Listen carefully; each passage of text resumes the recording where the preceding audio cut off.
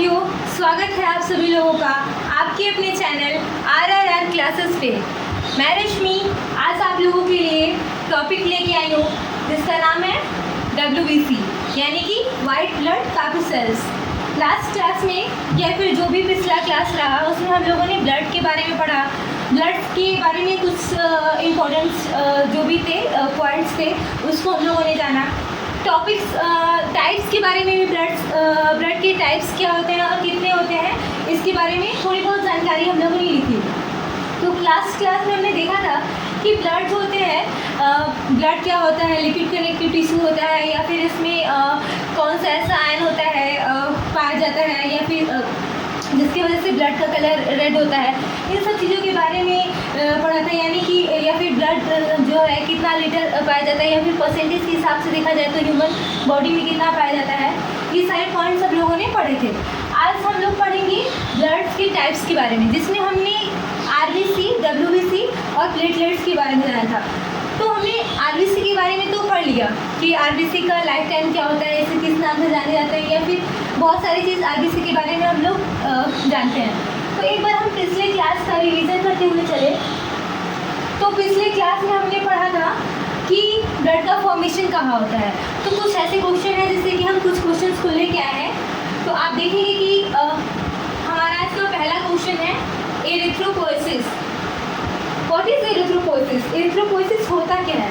तो हम बताते हैं आप लोगों को कि एरिथ्रोपोइसिस क्या होता है। फॉर्मेशन ऑफ RBC का जो फॉर्मेशन होता है उसी को क्या बोलते हैं? एरिथ्रोपोइसिस बोलते हैं।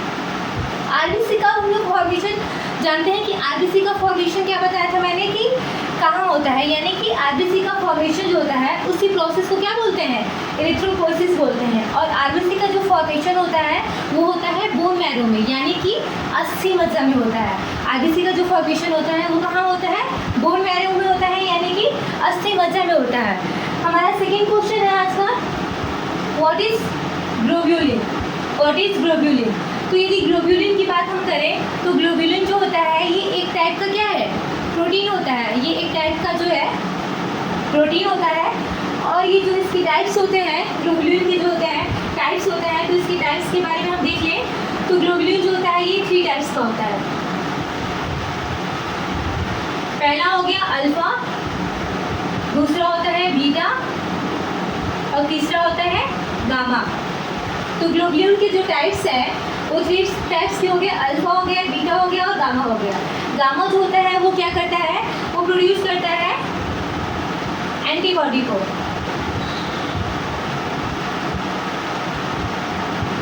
गामा जो है वो हमारी बॉडी में एंटीबॉडी को प्रोड्यूस करता है, जो कि इन्फेक्शन से हमें क्या करता है? प्रोटेक्ट करता है। गामा जो है वो एंटीबॉडी प्रोड्यूस करता है और एंटीबॉडी क्या करता है? इन्फेक्शन से हमें प्रोटेक्ट करता है। तो सेकेंड क्वेश्चन हमारा हो गया। नेक्स्ट क्वेश्चन है व्हाट इज सीरम? तो सीरम के बारे में यदि हम जाने तो सीरम क्या होता है? सीरम तो होता है कि प्लाज्मा में से आप जब क्लॉटिंग प्रोटीन जो है उसको आप माइनस कर देंगे तो सीरम बनेगा। जैसे कि मैंने बताया था कि जो ब्लड होता है उसमें फाइबर्स क्या होते हैं? एब्सेंट होते हैं। ब्लड में फाइबर्स तो पाए नहीं जाते हैं, बट ड्यूरिंग ब्लड क्लॉटिंग, जब ब्लड क्लॉटिंग होती है यानी कि जब रक्त का थक्का जमता है तो उस समय फाइबर क्या होते हैं? प्रेजेंट हो जाते हैं। यानी कि ऐसे तो फाइबर जो होते हैं वो एब्सेंट होते हैं, बट जब ब्लड क्लॉटिंग होती है, रक्त का थक्का बनता है, उस समय जो होते हैं फाइबर क्या हो जाते हैं? एब्सेंट हो जाते हैं। फाइबर जो होते हैं उस समय प्रेजेंट हो जाते हैं। तो जो सीरम का होता है, तो जब सीरम में यानी कि प्लाज्मा में से वहीं हम जो क्लॉटिन प्रोटीन है, यानी कि क्लॉटिन प्रोटीन को हम किस नाम से जानते हैं? फाइब्रिनोजन के नाम से जानते हैं। क्लॉटिन प्रोटीन को हम किस नाम से जानते हैं? फाइब्रिनोजन के नाम से जानते हैं। तो जब हम प्लाज्मा में से सीरम को प्लाज्मा में से हम फाइब्रिनोजन यानी कि क्लॉटिन प्रोटीन को माइनस कर देते हैं, हटा देते हैं, तो क्या बनता है? हमारा सीरम बनता है। यानी कि सीरम में क्या होगा? क्लॉटिन प्रोटीन क्या रहेगा? एब्सेंट रहेगा। वहाँ पे वो क्लॉटिन प्रोटीन जो है फाइब्रिनोजन वो प्रेजेंट नहीं होगा, तो वहाँ पे क्या बनता है? सीरम बनता है। अब हम बात करते हैं एनीमिया की। तो एनीमिया जो है वो एक तरीके का रोग होता है। आप जानते हैं, आप सभी लोग जानते हैं कि एनीमिया एक तरीके का रोग है। होता है। एनीमिया आखिरकार वजह होती है ना, कोई भी रोग होता है तो उसकी कोई ना कोई वजह ही होती है, तभी रोग होता है, ऐसा तो होगा नहीं। तो एनीमिया जो है percentage of RBC falling blood causes anaemia. जब आरबीसी का जो परसेंटेज यानी कि आरबीसी की मात्रा जब ब्लड में कम होने लगती है यानी कि गिरने लगती है काफ़ी, तो क्या होता है, कौन सा रोग होता है, एनीमिया होता है। अब एनीमिया जो है इसकी भी बहुत सारे टाइप्स हैं। अब ऐसा तो है नहीं कि एनीमिया हो गया, तो ऐसे भी तो रहते हैं ना कि एनीमिया में कि कौन सा एनीमिया हुआ, क्योंकि कोई किसी की कमी की वजह से होता है, कोई किसी और की कमी की वजह से होता है। तो इसके भी टाइप्स हैं, एनीमिया के टाइप्स। तो इसके एनीमिया के आप लोग टाइप्स देखें तो एनीमिया के टाइप्स जो हैं वो 5 टाइप्स के होते हैं। एनीमिया जो होते हैं, एनीमिया जो है वो 5 टाइप्स का है। First microcytic anaemia, second pernicious anaemia, third megaloblastic anaemia, fourth nutritive anaemia और लास्ट जो है वो है सिकल सेल एनीमिया। यानी कि एनीमिया के टाइप्स के बारे में बात करें तो 5 टाइप्स के एनीमिया होते हैं। फर्स्ट पर्नीशियस एनीमिया, सेकेंड जो होता है वो मेगालोब्लास्टिक एनीमिया होता है, थर्ड जो होता है वो microcytic anaemia, fourth nutritive anaemia and last जो होता है वो सिकल सेल एनीमिया होता है। अब एक एक करके इस एनीमिया के बारे में हम जानते जाएंगे कि आखिरकार ये कैसे होता है। अब ये तो हम जानेंगे कि एनीमिया होता क्यों है। जब आरबीसी की जो मात्रा है, परसेंटेज ऑफ आरबीसी जब वो ब्लड में कम होने लगता है तो एनीमिया होता है। लेकिन जो इसके टाइप्स के बारे में बताया गया ये आखिरकार कब होता है, तो हम एक एक करके इसके टाइप्स के बारे में जानते हैं। तो जो है पहला हो गया माइक्रोसिटिक एनीमिया। माइक्रोसिटिक एनीमिया जो होता है, माइक्रोसिटिक एनीमिया में due to deficiency of due to deficiency of ferrous ion causes microcytic anaemia. जब फेरस आयन की कमी होगी तो माइक्रोसिटिक एनीमिया होता है। नेक्स्ट क्या है, pernicious anaemia. In this anaemia due to deficiency of vitamin B12। Vitamin B12 जो होता है, विटामिन B12 की जब कमी होती है तो कौन सा एनीमिया होता है, पर्नीशियस एनीमिया होता है। अब विटामिन B12 को हम किसी और नाम से भी जानते हैं, तो हाँ, विटामिन B12 को हम लोग कोबलामिन के नाम से जानते हैं। हम जब विटामिन पढ़ेंगे तो हम विटामिन को भी डिटेल में बताएंगे। विटामिन B12 को किस नाम से जानते हैं, तो कोबलामिन के नाम से जानते हैं। विटामिन के बारे में हम थोड़ा बहुत आप लोगों को बताते चले कि विटामिन होता है, इसको भी कैटेगरी वाइज जब डिवाइड किया जाता है तो ये 2 टाइप्स में डिवाइड किया जाता है। जैसे कि एक होता है फैट सोल्यूबल विटामिन एंड जो फर्स्ट होता है फैट सोल्यूबल विटामिन होता है और सेकेंड जो होता है वो होता है वाटर सोल्यूबल विटामिन। तो जो फैट सोल्यूबल विटामिन होता है उसको हिंदी में क्या बोलते हैं, यानी कि वसा में घुलनशील विटामिन। और जो वाटर सोल्यूबल विटामिन होते हैं उसको बोलते हैं जल में घुलनशील विटामिन। अब देखते हैं आखिरकार विटामिन की को कैटेगरी तो डिवाइड कर दिया गया, यानी कि एक फैट सोल्यूबल विटामिन हो गया फर्स्ट और सेकंड क्या हो गया, वाटर सोल्यूबल विटामिन हो गया। तो फैट सोल्यूबल विटामिन में क्या क्या आता है, अब कौन कौन से विटामिन आते हैं, तो फैट सोल्यूबल जो विटामिन होता है उसमें A, D, E, K ये जो होता है 4 विटामिन होते हैं, यानी कि vitamin A, vitamin D, vitamin E और ये जो होते हैं A, D, E और के जो होते हैं वो फैट सोल्यूबल विटामिन होता है। वहीं पे यदि हम वाटर सोल्यूबल विटामिन की बात करें तो वाटर सोल्यूबल विटामिन जो होता है वो विटामिन B और C होता है। वाटर सोल्यूबल विटामिन क्या होता है, B और C जो होता है वो वाटर सोल्यूबल विटामिन होता है। ठीक है, तो हमारा क्वेश्चन हम कहाँ तक पहुँचे थे, हाँ, पर्नीशियस एनीमिया होता है, यानी कि due to deficiency of vitamin B12 की कमी से क्या होता है, पर्नीशियस एनीमिया होता है। थर्ड है मेगालोब्लास्टिक एनीमिया। अब पर्नीशियस एनीमिया में हम देखें तो पर्नीशियस एनीमिया में जो होता है वो आरबीसी जो होता है, रेड ब्लड कार्पोसेट जो होता है वो इमैच्योर हो जाता है। इन this anaemia RBC become immature, इसमें आरबीसी जो होता है वो इमैच्योर हो जाता है। थर्ड है megaloblastic anaemia. In this anaemia due to deficiency of vitamin B9। अब पर्नीशियस एनीमिया में किसकी कमी हो रही थी, विटामिन B12 की हो रही थी और विटामिन B9 की कमी किससे हो रही है, मेगालोब्लास्टिक एनीमिया में हो रही है। तो विटामिन B9 को किसी और नाम से भी जानते हैं, तो हाँ, विटामिन B9 को हम लोग फॉलिक एसिड के नाम से भी जानते हैं। विटामिन B9 को फॉलिक एसिड के नाम से जानते हैं। फोर्थ है न्यूट्रिटिव एनीमिया।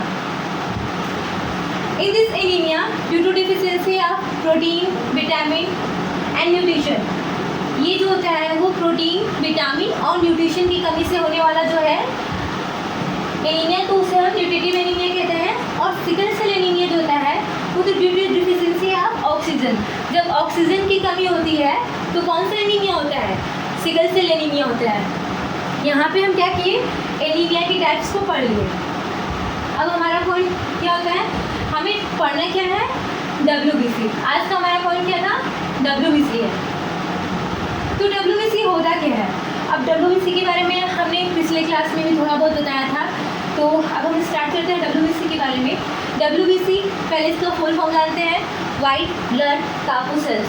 वाइट ब्लड कार्पुसेल्स जिसे हिंदी में क्या कहते हैं, श्वेत रुधिर कणिका। इसे हम किसी और नाम से भी जानते हैं, हाँ, तो इसे ल्यूकोसाइट्स के नाम से जाना जाता है।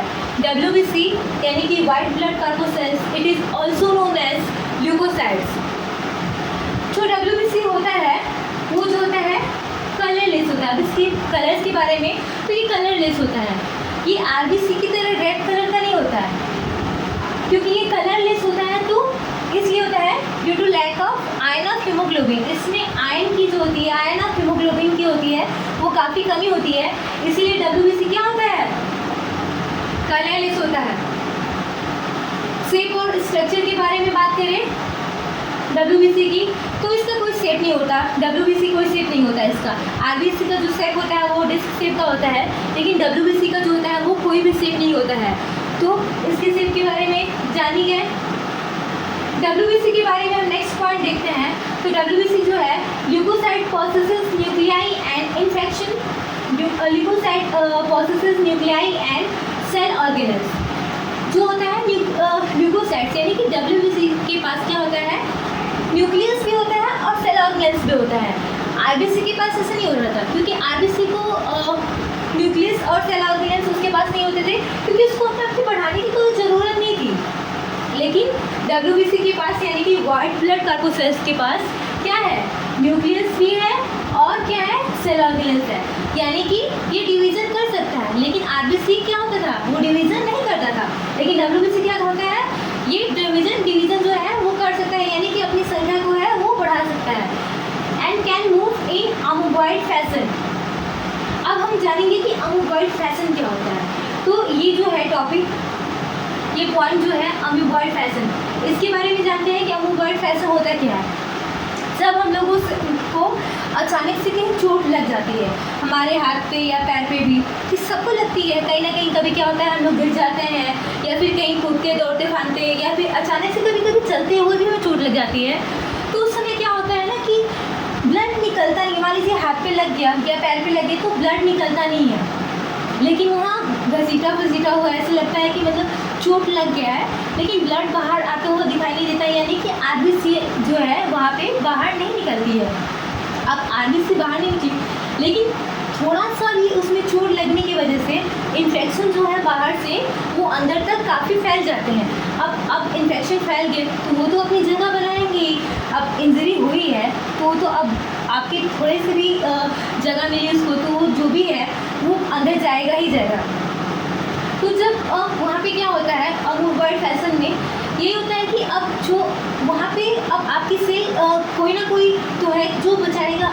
अब यही होता है कि जो WBC है इसे हम सोल्जर ऑफ द बॉडी के नाम से जानते हैं। यही जो है WBC वही प्रोटेक्ट करता है ऐसे इन्फेक्शन से।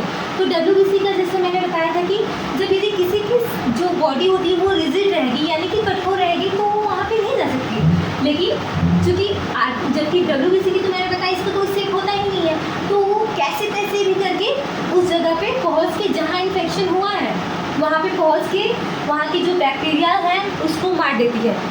इसी प्रोसेस को क्या बोलते हैं, अमोबॉइड फैशन बोलते हैं। यानी कि जैसे तैसे कहीं भी जाके अपनी जगह बना लेना जहाँ पे ज़रूरत हो, यानी कि इन्फेक्शन को मारना है, वहाँ पे तो कोई और नहीं पहुँच सकता है। लेकिन WBC यही अमोबॉइड फैशन का जो है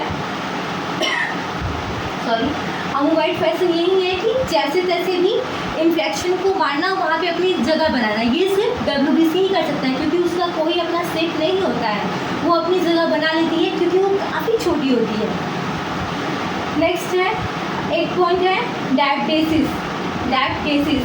तो हम आपको बताते चले कि मैंने अमोबॉइड फैशन के बारे में बताया भी है, तो इसको हम समझाते हुए चलते हैं।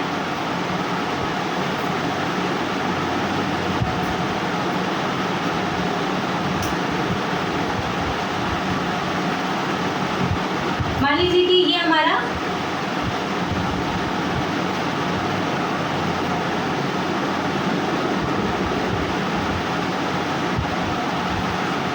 यहाँ पे हमको क्या हुआ है, चोट लगा हुआ है, यानी कि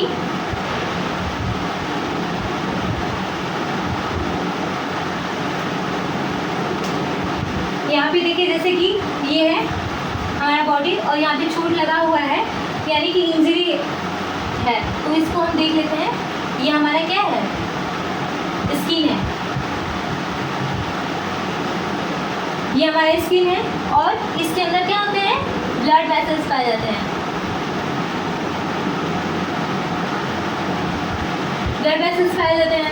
अब ब्लड वेसल्स में तो दोनों ही पाए जाएंगे, आरबीसी भी पाया जाएगा यहाँ पे और डब्ल्यूबीसी भी पाया जाता है।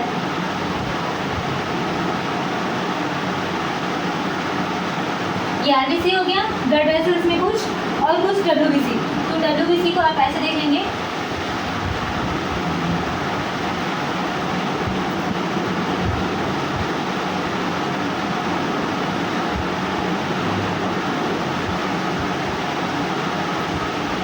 डब्ल्यूबीसी हो गया, यानी कि ब्लड वेसल्स में आरबीसी और डब्ल्यूबीसी दोनों पाए जाते हैं। जब इंजरी होती है, चोट लगता है हमारे स्किन से, तो यहाँ से इंफॉर्मेशन जो होता है वो तुरंत डब्ल्यूबीसी के पास जाता है। जो यहाँ से इंफॉर्मेशन होता है वो तुरंत डब्ल्यूबीसी के पास ही जाता है और एक डब्ल्यूबीसी के पास जाता है तो क्या करता है, जैसे कि यहाँ पे एक डब्ल्यूबीसी है, ये इन्फेक्शन तुरंत क्या यहाँ पे इंफॉर्मेशन और डब्ल्यूबीसी के पास किया। अब ये एक दूसरे को तुरंत जोड़ने लगती है, ये यहाँ से यहाँ इसको इन्फॉर्मेशन देगी, ये यहाँ से यहाँ ऐसे करके ये जुड़ जाते हैं।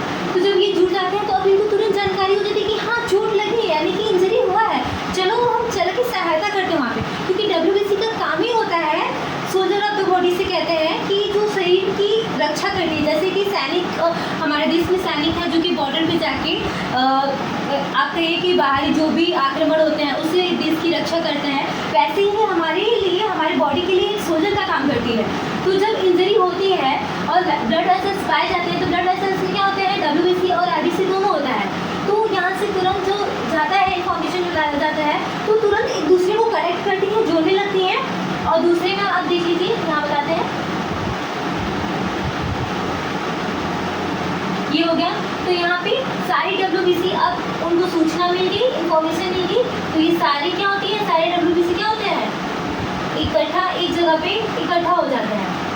अब यहाँ पे इकट्ठा हो जाते हैं तो कुछ डब्ल्यूबीसी तो क्या होती है, इतनी चालू होती है, कुछ डब्ल्यूबीसी इतनी चालू होती है, यानी कि होते हैं ना, इंसान में भी कुछ लोग थोड़ा सा स्लो होते हैं, कुछ लोग काफ़ी फास्ट होते हैं, यानी कि कुछ लोगों को में थोड़ी सी समझदारी कम होती है। ऐसा नहीं है कि समझदारी कम होती है, लेकिन वो होता है कि मतलब वो ज़्यादा दिखाना नहीं चाहते या फिर थोड़े से शांत स्वभाव के होते हैं। लेकिन उसी में कुछ कुछ होते हैं कि हाँ हमें ये करना है तो करना है, यानी कि उनका दिल और उनका दिमाग हमेशा एक्टिव रहता है। ऐसे ही जो डब्ल्यूबीसी है वो तुरंत इकट्ठा हो जाती है और उसमें से कुछ डब्ल्यूबीसी है जो यहाँ पे इन्फेक्शन, यहाँ पे जो चोट लगा हुआ है, यानी कि जो इंजरी है, तो ये इसके वॉल पे, अब तो इसका अपना कोई सेप होता नहीं, ये कैसे तैसे भी पहुंच जाती है, अपना जगह बनाने जाती है।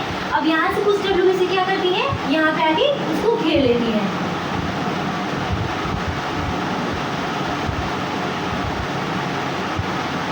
इसको कवर कर ली और इस बैक्टीरिया की, यानी कि इस जर्म को ये क्या कर देती है, किल कर देती है, मार देती है। तो इस तरीके से ही हमारी बॉडी की क्या करती है, सुरक्षा करती है। और इस प्रोसेस को ही क्या बोलते हैं, डायबिटीज बोलते हैं। This process is known as diabetes, यानी कि आप लोग अमोबॉइड फैशन के बारे में भी आपको बताया गया और डायबिटीज के बारे में भी बता दिया गया। Thank you so much, next class में मिलते हैं।